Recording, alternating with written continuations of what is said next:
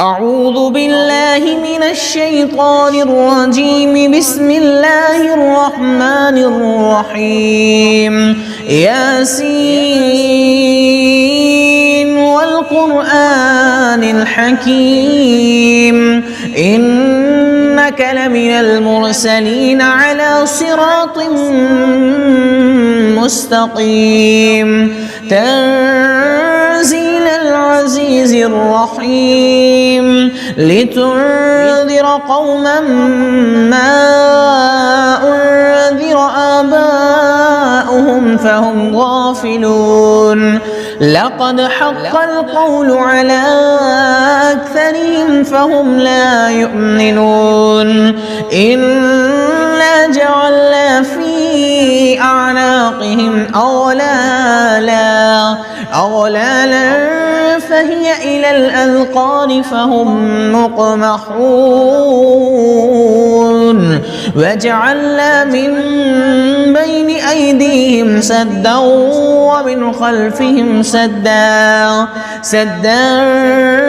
فأغشيناهم فهم لا يبصرون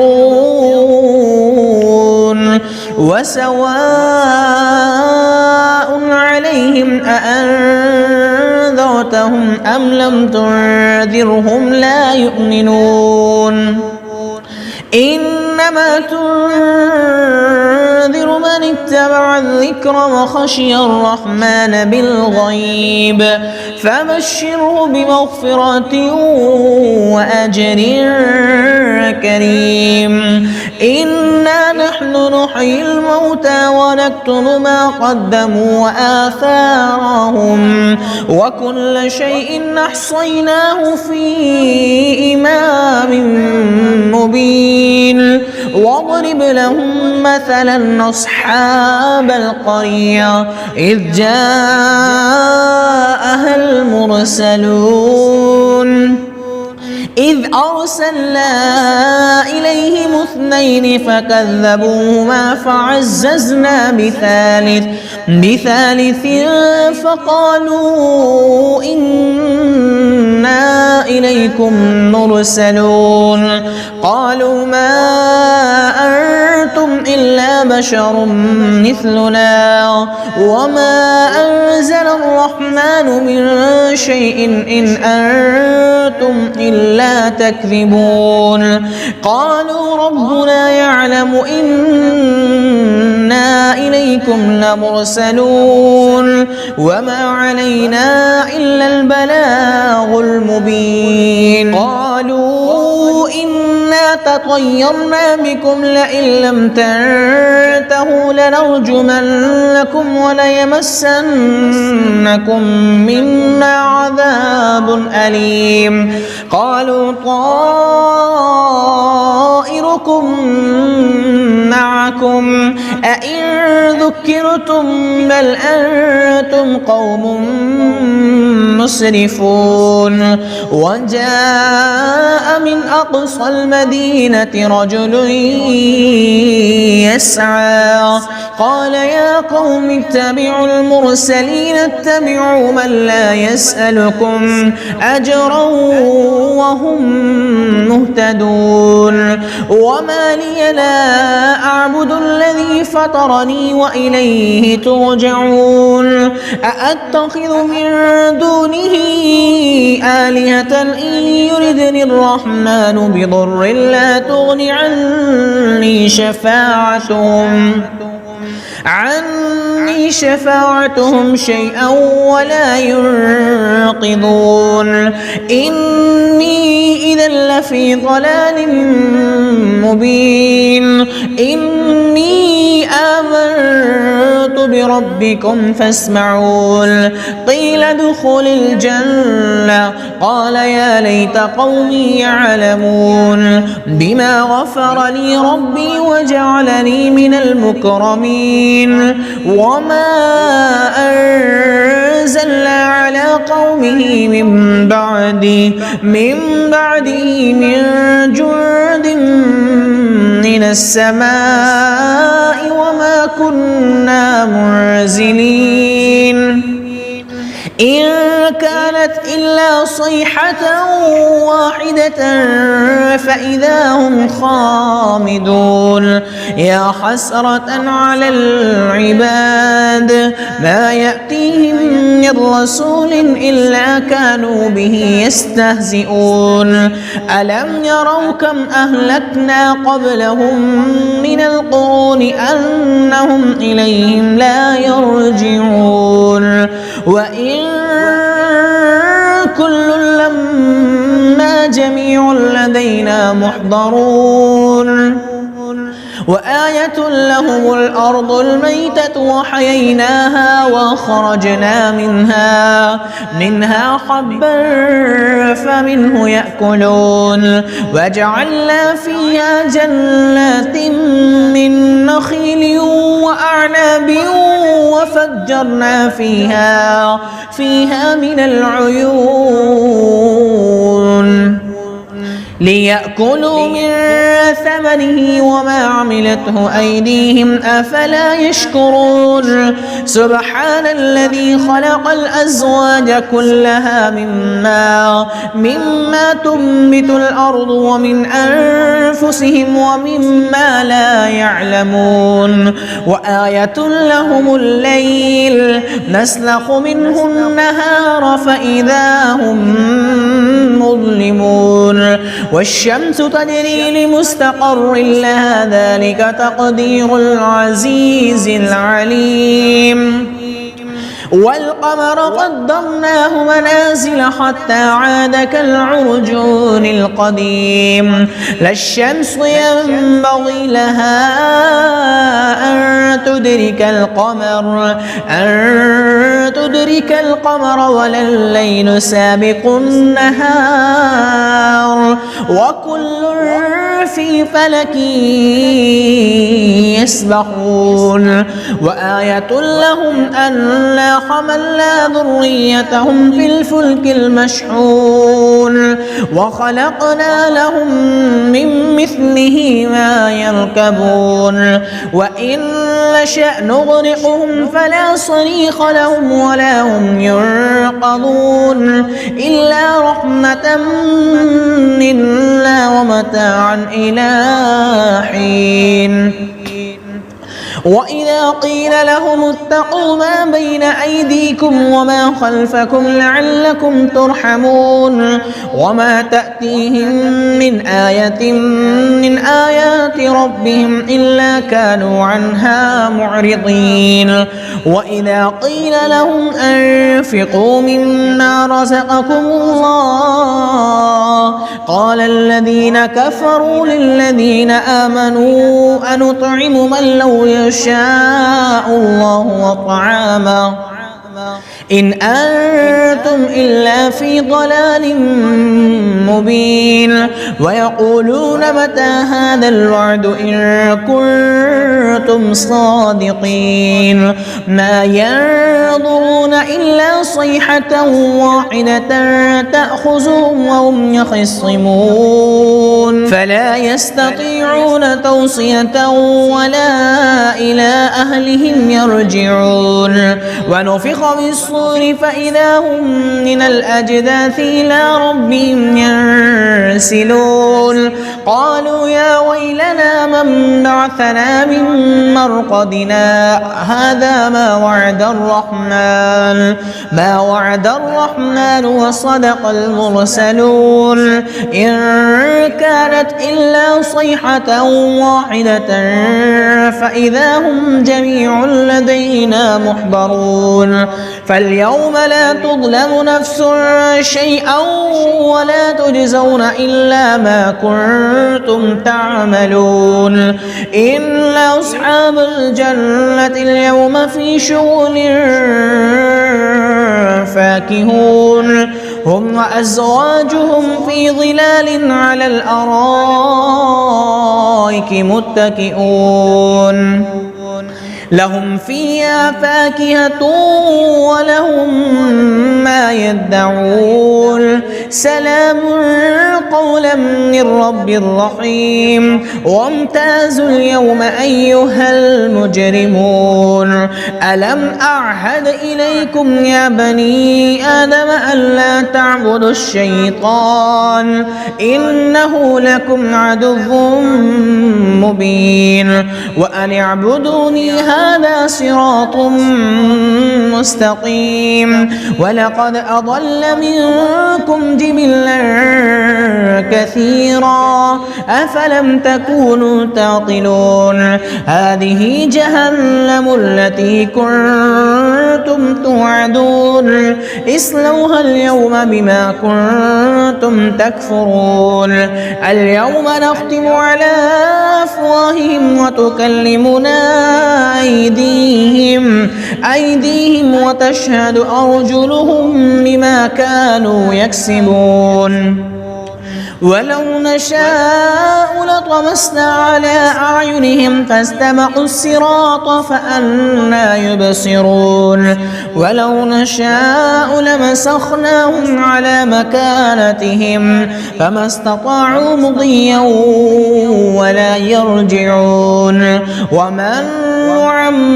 نعمره ننكس في الخلق أفلا يعقلون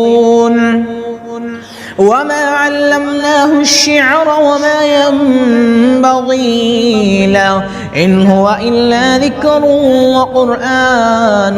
مبين لينذر من كان حيا ويحق القول على الكافرين أولم يروا أنا خلقنا لهم مما عملت أيدينا أنعاما فهم لها مالكون وذللناها لهم فمنها ركوبهم ومنها يأكلون ولهم فيها منافع ومشارب أفلا يشكرون واتخذوا من دون الله آلهة لعلهم ينصرون لا يستطيعون نصرهم وهم لهم جند محضرون فلا يحزنك قولهم إنا نعلم ما يسرون وما يعلنون أولم يرى الإنسان أنا خلقناه من نطفة فإذا هو خصيم مبين وضرب لنا مثلا ونسي خلقه قال من يحيي العظام وهي رميم قل يحييها الذي أنشأها أول مرة وهو بكل خلق عليم الذي جعل لكم من الشجر الأخضر نارا فإذا أنتم منه توقدون أوليس الذي خلق السماوات والأرض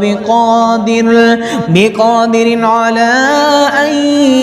يخلق مثلهم بلى وهو الخلاق العليم إنما أمره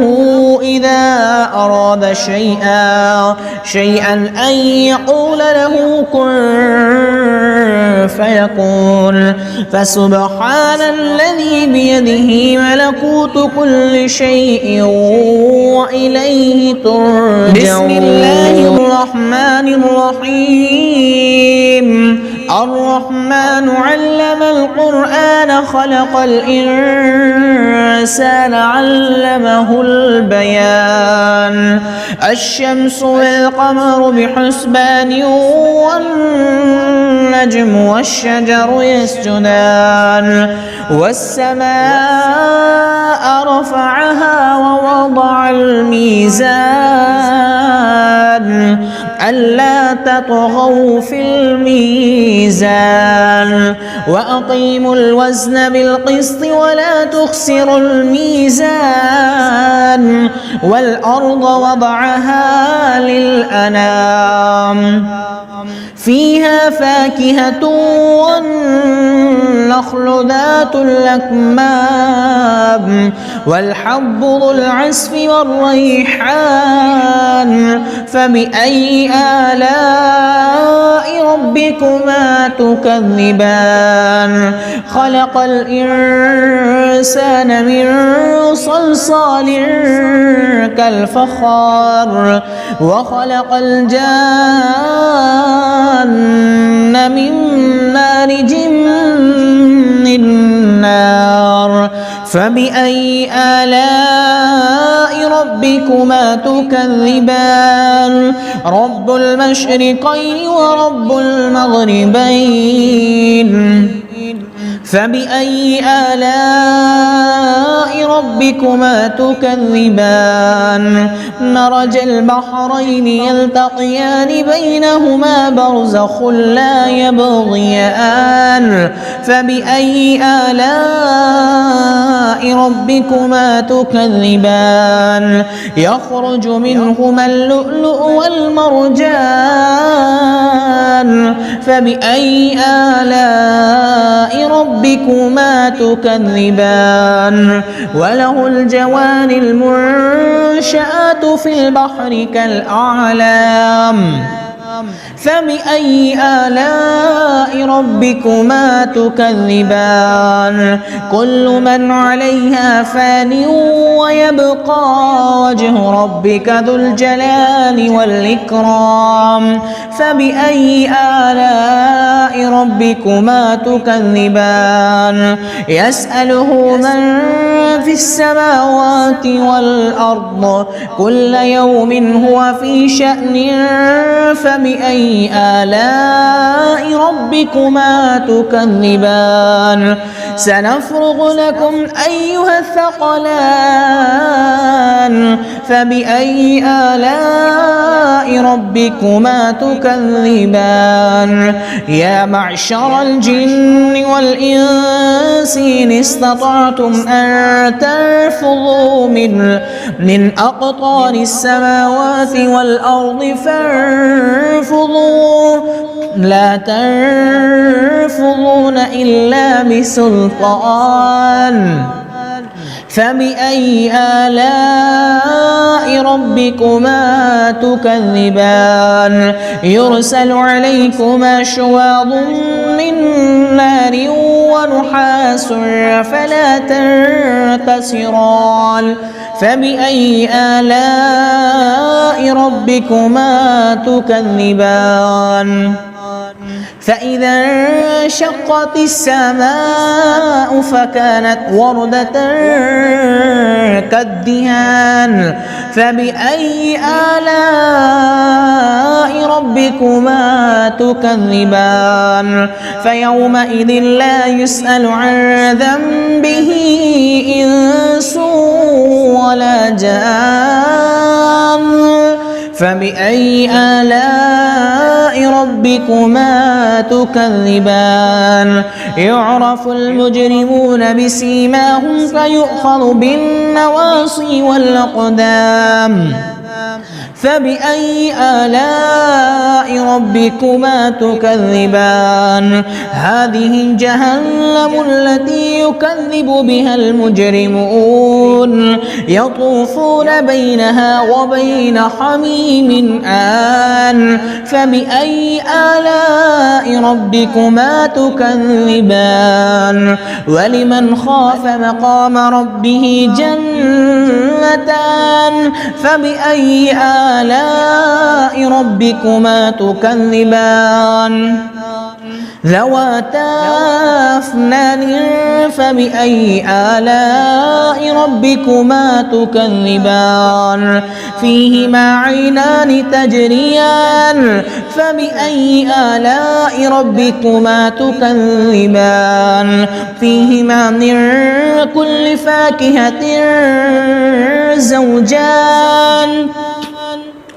فبأي آلاء ربكما تكذبان متكئين على فرش بطائنها من استبرق وجنى الجنتين دان فبأي آلاء ربكما تكذبان فيهن قاصرات الطرف لم يطمثهن إنس قبلهم ولا جان فبأي آلاء ربكما تكذبان كأنهن الياقوت والمرجان فبأي آلاء ربكما تكذبان هل جزاء الإحسان إلا الإحسان فبأي آلاء ربكما تكذبان ومن دونهما جنتان فبأي آلاء ربكما تكذبان مدهامتان فبأي آلاء ربكما تكذبان فيهما عينان نضاختان فبأي آلاء ربكما تكذبان فيهما فاكهة ونخل ورمان فبأي آلاء ربكما تكذبان فيهن خيرات حسان فبأي آلاء ربكما تكذبان حور مقصورات في الخيام بأي آلاء ربكما تكذبان لم يطمثهن إنس قبلهم ولا جان فبأي آلاء ربكما تكذبان متكئين على رفرف خضر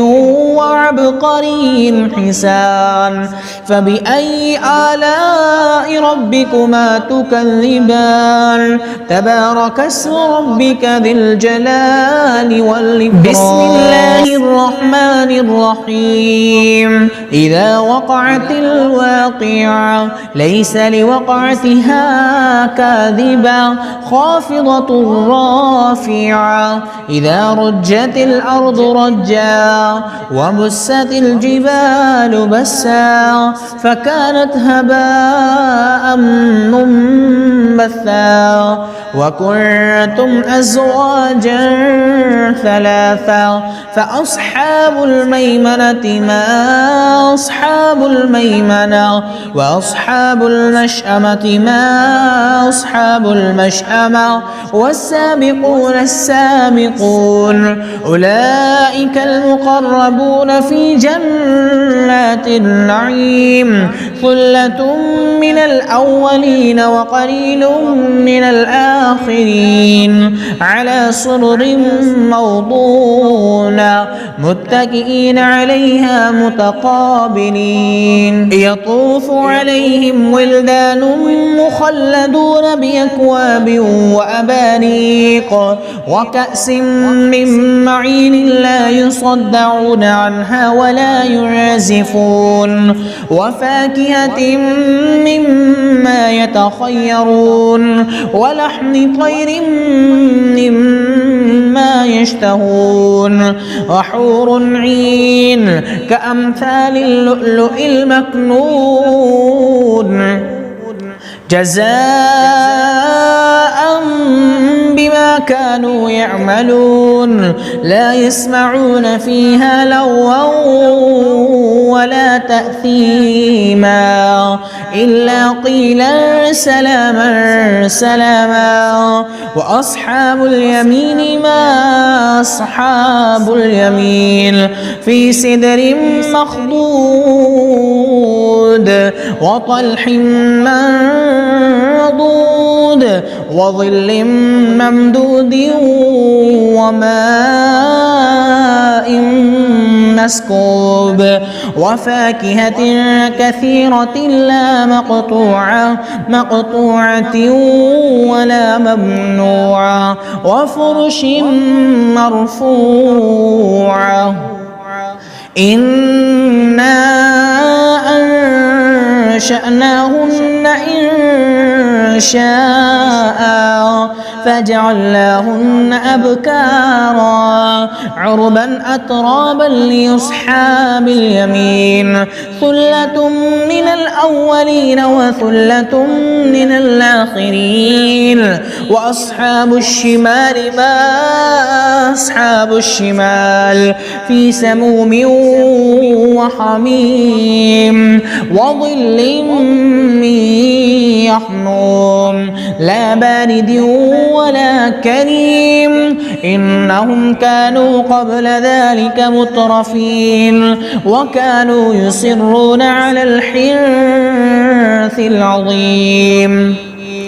وكانوا يقولون أئذا متنا وكنا ترابا وعظاما أئنا لمبعوثون أو آباؤنا الأولون قل إن الأولين والآخرين لمجموعون إلى ميقات يوم معلوم ثم إنكم أيها الضالون المكذبون لآكلون من شجر من زقوم فمالئون منها البطون فشاربون عليه من الحميم فشاربون شرب الهيم هذا نزلهم يوم الدين نحن خلقناكم فلولا تصدقون أفرأيتم ما تمنون أأنتم تخلقونه أم نحن الخالقون نحن قدرنا بينكم الموت وما نحن بمسبوقين على أن نبدل أمثالكم وننشئكم فيما لا تعلمون ولقد علمتم النشأة الأولى فلولا تذكرون أفرأيتم ما تحرثون أأنتم تزرعونه أم نحن الزارعون لو نشاء لجعلناه حطاما فظلتم تفكهون إنا لمغرمون بل نحن محرومون أفرأيتم الماء الذي تشربون أأنتم أنزلتموه من المزن أم نحن المنزلون لو نشاء جعلناه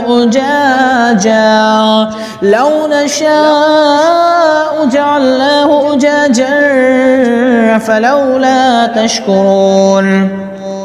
أفرأيتم النار التي تورون أأنتم أنشأتم شجرتها أم نحن المنشئون نحن جعلناها تذكرة ومتاعا للمقوين فسبح باسم ربك العظيم فلا أقسم بمواقع النجوم وإنه لقسم لو تعلمون عظيم إنه لقرآن كريم في كتاب مكنون لا يمسه إلا المطهرون تنزيل من رب العالمين أفبهذا الحديث أنتم مدهنون وتجعلون رزقكم أنكم تكذبون فلولا إذا بلغت الحلقوم وأنتم حينئذ تنظرون ونحن أقرب إليه منكم ولكن لا تبصرون فلولا إن كنتم غير مدينين ترجعونها إن كنتم صادقين فأما إن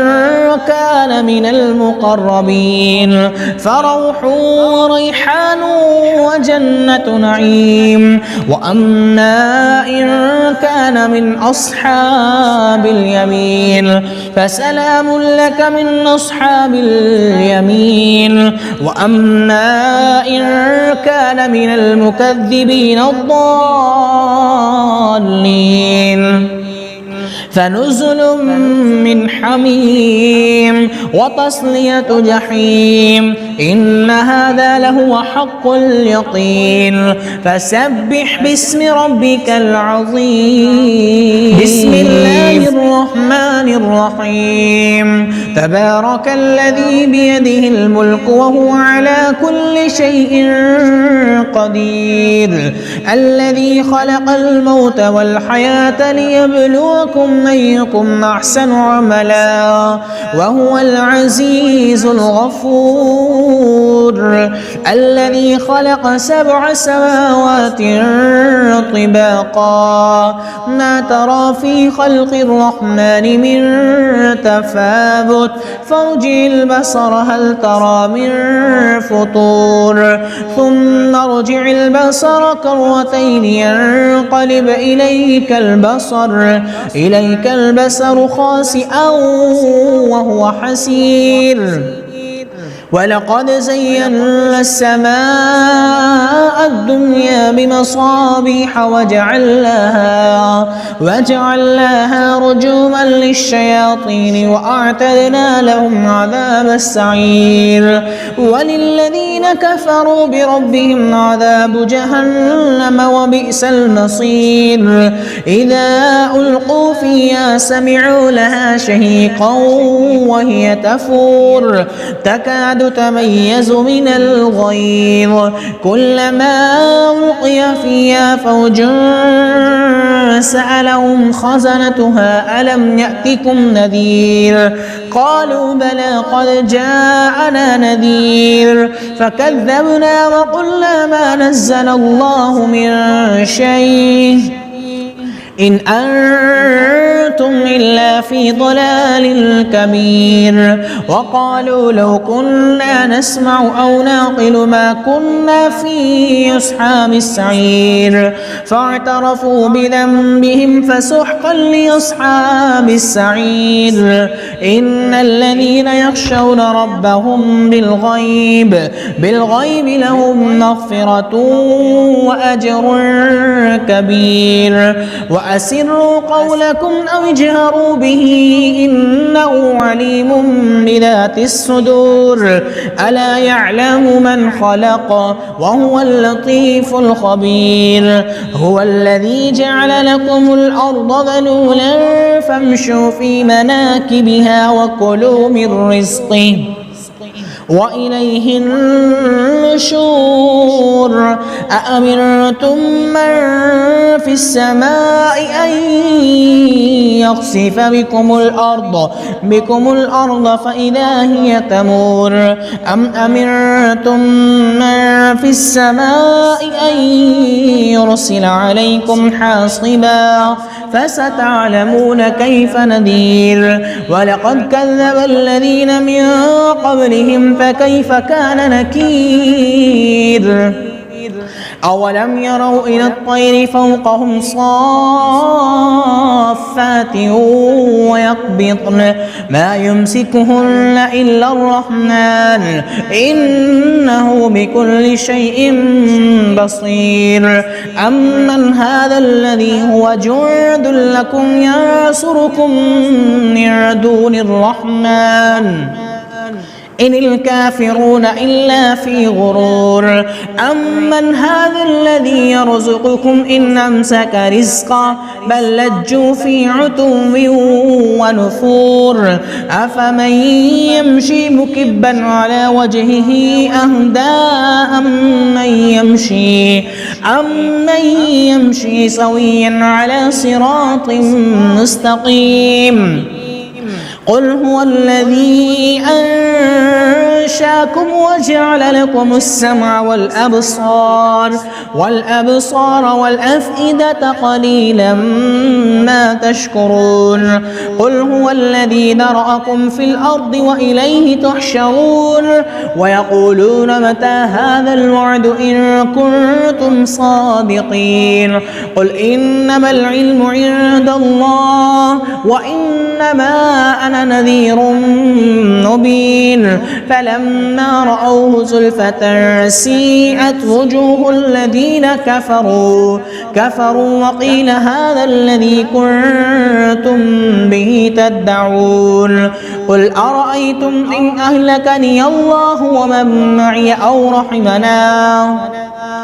فمن يجير الكافرين من عذاب أليم قل هو الرحمن آمنا به وعليه توكلنا فستعلمون من هو في ضلال مبين قل أرأيتم إن أصبح ماؤكم غورا فمن